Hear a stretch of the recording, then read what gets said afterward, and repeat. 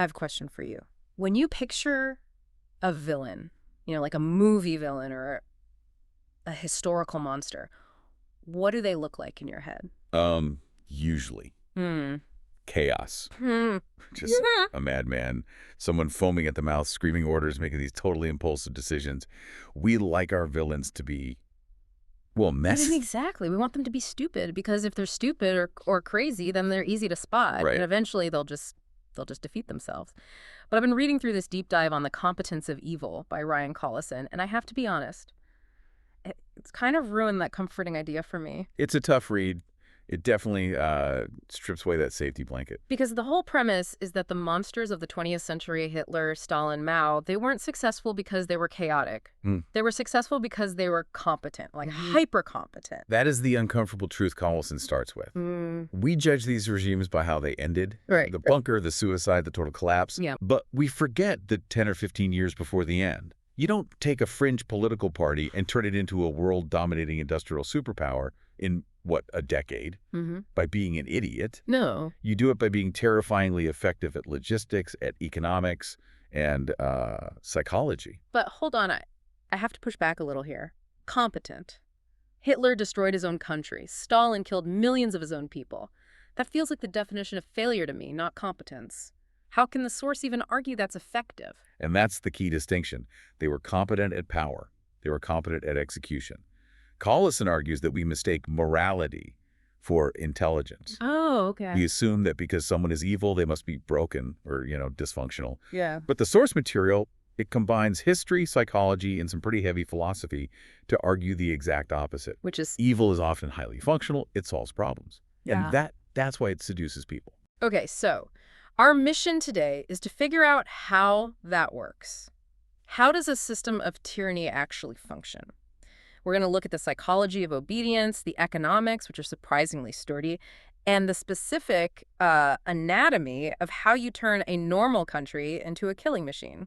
And just a heads up for everyone listening, this isn't just history. The source makes it very, very clear that the variable in these situations isn't the people. It's the circumstance. It's the circumstances, meaning we aren't wired any differently than the people who did this. Which is a terrifying thought to start a Tuesday with. But all right, let's get into it. The source starts with the psychology. The Milgram problem. Right. Now, most people have probably heard of the Milgram experiment, but I feel like we usually just gloss over the details. We do. We treat it like a trivia fact. Oh, yeah, people follow orders. But you have to understand the setup to really get why it matters so much. Stanley Milgram was at Yale, and he was trying to understand the Holocaust. He wanted to know if that I was just following orders. Defense was, valid. Exactly. Okay. So he sets up this room. You have a teacher and a learner. Okay. And you, the participant, you walk in, you're the teacher. You meet this other guy, the learner, who's actually an actor, but you don't know that. Right. You're told to ask him questions. If he gets one wrong, you shock him. And the machine is sitting right there on the table. It's this scary-looking box, switches from 15 volts, labeled slight shock, all the way up to 450 volts, which is just labeled XXX. Wow. And here's the thing. As you go up the voltage, the actor starts screaming. At 150 volts, he's demanding to be let out. At 300 volts, he screams that he can't stand the pain, and then silence. Oh, man. He stops answering entirely. See, that's the moment I can't wrap my head around, the silence. You're sitting there, you think you might have actually killed this guy. You turn to the man in the lab coat, the authority figure, and you say, I want to stop. What happened? This is the most important part of the whole experiment. The man in the lab coat doesn't pull a gun. He doesn't threaten you. He has 4 specific prompts, and he just says them calmly. What are The first one is just, please continue. That's it. Then the experiment requires that you continue.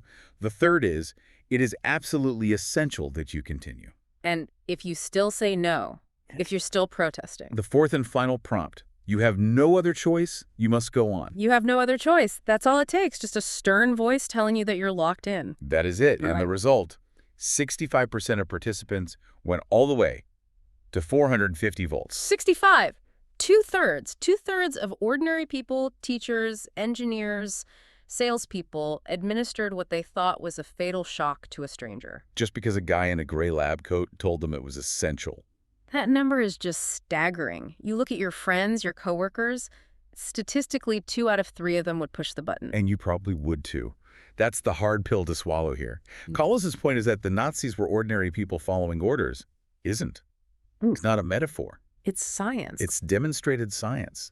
The wiring that makes us obey authority, it overrides our moral compass almost instantly. Okay, so we have this bug in our software. We obey authority.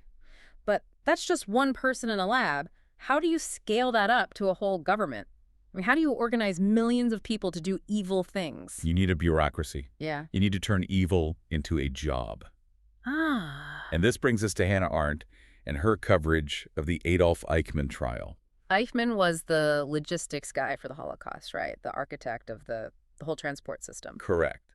And when Arendt went to Jerusalem to cover his trial, she and the whole world really expected a monster. Yeah, a raving anti-Semite. Exactly. Someone who would spit hate. But what she found was a middle manager. She called it the banality of evil. Exactly. Eichmann wasn't obsessed with killing. He was obsessed with logistics. Mm. He wanted to be good at his job. He worried about train schedules, fuel efficiency, moving cargo. The fact that the cargo was human beings was almost secondary to the satisfaction of solving the logistical puzzle. So he was a careerist. He was just looking for promotion. He wanted to be seen as a competent employee. And that's the danger. When you build a system where doing your job well is the highest virtue, and you remove the question of what the job is, You get Eichmann. you get Eichmann. You get a guy who optimizes a genocide the same way Amazon optimizes package delivery. That leads right into the part of the source material that I found the most jarring. The economics. Because we love to tell ourselves that tyranny is inefficient. We say, oh, fascism is a house of cards, it's going to collapse. But the source throws some numbers at us that are, well, they're uncomfortable. This is what Collison calls the worst news section. Evil systems are often highly functional, at least in the medium term. Look at Germany. In 1933, when Hitler took power, the country was in ruins. Unemployment was at 6 million. People were starving. And just a few years later. By 1938, unemployment was down to 300,000. GDP was growing at 8% a year. Industrial production doubled. They built the Autobahn. Wow. To the average German, it looked like an absolute miracle. But how, I mean, was it real or was it just smoke and mirrors? It was a bit of both, Mm. and this is where the competence gets really, really dark. It was effectively a massive Ponzi scheme. They issued these things called MIFO bills, basically hidden promissory notes to pay contractors later. So they were cooking the books. On a national scale, yes, but physically, no. The roads were built, the factories were running. If you're a factory worker in 1936, you don't see the deficit spending or the MIFO bills. You just see that your cousin has a job again. You see order where there used to be chaos, and that puts food on the table. It's Yeah. hard to argue with a full fridge, Right. and that buys the regime a specific kind of currency, tolerance. You overlook the secret police because the economy is booming.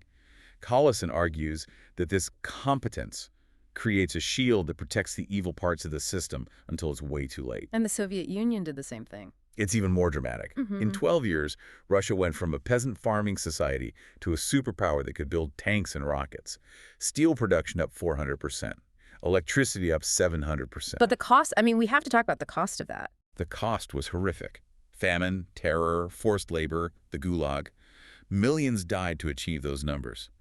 But, and this is the cold, hard analysis, the factories got built. The system worked. It worked efficiently to achieve its goal, which was power and production. It just didn't care about human life. But why is tyranny so much faster than democracy? Why can they put up those kinds of numbers? Because they remove the brakes. In a democracy, if you want to build a dam, you have environmental studies, property rights, town halls, protests. It takes 10 years. Yeah. In a tyranny, you just move the people or shoot them, and you pour the concrete. You eliminate dissent, so you eliminate friction, You centralize resources. and you coerce labor. There are no strikes in the gulag. So pure competence in terms of just speed and output, it favors the tyrant. This connects to the philosophical deep dive the source takes into Ayn Rand. Now, usually Rand is the champion of the producer, right? The competent person. Right. If you've read Atlas Shrugged, the heroes are the makers, the industrialists, the geniuses. Rand argues that competence is a virtue. But the source, and this is a really sharp critique, says Rand missed something huge. That production is morally neutral. Exactly. Think about how much we worship productivity today. We love the 10x engineer, the guy who gets things done, the startup founder who moves fast and breaks things. Competence is sexy. We admire it. We do. But Collison asks, what if the maker is building a concentration camp? The skill set is the same. The logistics, the supply chain, the efficiency, it's identical to building a hospital. Right. Collison's point is that competence is just a tool, like a hammer. You can use a hammer to build a house, or you can use it to crush a skull. The hammer doesn't care, and neither does efficiency. That's a heavy reframing. We assume smart equals good, but history shows smart can just mean effective at being bad. And this brings in Nietzsche. The source touches on this idea that power operates beyond good and evil. But the part that really stuck with me is the idea that sincerity is not a virtue. Break that down for me. Sincerity is not a virtue. We tend to think that if someone is sincere, if they really believe what they're saying, that's somehow a redeeming quality. Yeah. But Hitler was sincere. Oh. Stalin was sincere. They didn't think they were the bad guys. Not for a second. No. Hitler believed he was saving Germany. Mao believed he was liberating the peasants. They were the heroes of their own stories. And that sincerity is what made them so dangerous. A cynic might stop when the body count gets too high. A true believer, They just double down. they just double down. So we've got the psychology of obedience, the economics of efficiency, and the philosophy of power. But how does it actually happen on the ground? The source outlines an anatomy of atrocity, a 4-part pattern. It is. And once you hear it, you really do start seeing it everywhere. Step 1, a legitimizing ideology. You need a story. And that story almost always relies on dehumanization. This is the language part, calling people vermin or cancer. Right. You don't murder a neighbor. You remove a parasite, and you frame it as self-defense. They are attacking us, so we have to do this to save ourselves. Okay, what's step 2? Step 2 is the institutional apparatus. This goes right back to Eichmann. You diffuse responsibility. So nobody feels like it's their fault. Exactly. The train driver just drives. The clerk just files papers. The guard just stands watch. No one person feels responsible for the whole murder, so no one stops it. Step 3, incremental escalation. This is the boiling frog analogy. It never, ever starts with the camps. It starts with rhetoric. Then maybe a law that says these people can't hold government jobs, then these people can't live in this neighborhood, then these people need to be moved for their own safety. So each step justifies the next one. Precisely. If you accepted step A, then step B isn't that big of a leap. Yeah. By the time you get to the atrocity, you've already compromised your morality a dozen times. And then finally, step 4. This is the one that frustrates me the most. Elite consensus. This is the failure of the people who should know better. The business leaders, the military generals, the establishment politicians, they almost always think they can manage the tyrant. He's a useful idiot. We'll use him to get our tax cuts or our contracts, and then we'll discard him. That's the gamble they always make. Yeah. German business leaders funded Hitler because they wanted him to crush the unions and get the defense contracts. They thought, we can control him. They were wrong. They were dead wrong. They ended up being accomplices to the destruction of their own country. So we've unpacked this whole machine, and I want to pause here because it's easy to treat this as a history lesson. It's easy to sit back and say, wow, those Germans in the 30s were crazy. But that's the trap. That's the most dangerous thing you can possibly think. Right. If you're listening to this, you're probably thinking, I would have been in the resistance. I wouldn't have pushed the button. Right. And the math says, no, you wouldn't have. If you are a normal, well-adjusted person who pays their taxes, cares about their career, and wants to provide for their family, statistically, you would have been an accountant for the party. Wow. You would have been in the 65% in the Milgram experiment. The source has a quote that felt like a gut punch. You are not a better person than the Nazis. You are a person in better circumstances. It just destroys your moral superiority in one sentence, doesn't it? Yeah. We aren't good because we're better people. We're good because our economy isn't collapsing, our institutions are somewhat intact, and we aren't being told by a guy in a uniform that shooting our neighbor is essential for national security. But those conditions can change. They can. When? Economic crisis, polarization, a charismatic leader offering simple solutions to complex problems. Those ingredients are always around. Yeah. Evil doesn't show up with horns and a pitchfork. It shows up in a suit or uniform you respect, promising to fix the economy and restore order. So what do we do? The source ends with a practical defense. If we know the pattern and we know our own psychological weaknesses, how do we resist? The source emphasizes that resistance is an issue of timing. It's all about timing. Resistance is only possible early. Before the machine is fully built. Exactly. Once the secret police are operational and the camps are built, resistance means death. You have to catch it in the symptoms phase. Okay, so what are the symptoms? First, watch the language. The moment a political movement starts referring to a group of people as filth, vermin, or infestation, you have to react. That is the precursor to violence, 100% of the time. You can't just let that slide as just talk. Never. Second, notice the increments. When a norm is broken, don't normalize it. Reject the logic of, we already did X, so Y is fine. Yeah. You have to draw lines in the sand before you cross them. And third, Distrust elite accommodation. Be very, very skeptical when the adults in the room, the CEOs and established politicians, tell you that a dangerous movement is manageable. They are usually blinding themselves with their own greed or arrogance. it really just comes down to pattern recognition, doesn't it? You have to see the map before you're lost in the woods. It does. We can't rely on our own inherent goodness to save us, because Milgram showed that our goodness is fragile.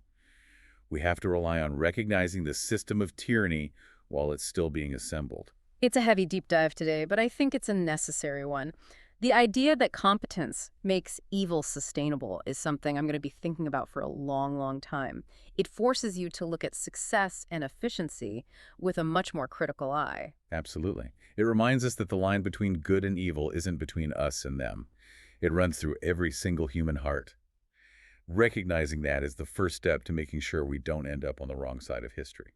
We'll leave you with this final thought to mull over. We talked about how resistance is only possible early, but look around your own world, your workplace, your community, your country. If you saw the first step of the pattern today, honestly, would you speak up? Or would you wait for someone else to do it No, first? because waiting is exactly what the 65% did. Thanks for listening to The Deep Dive. Stay curious, stay critical, and we'll see you next time.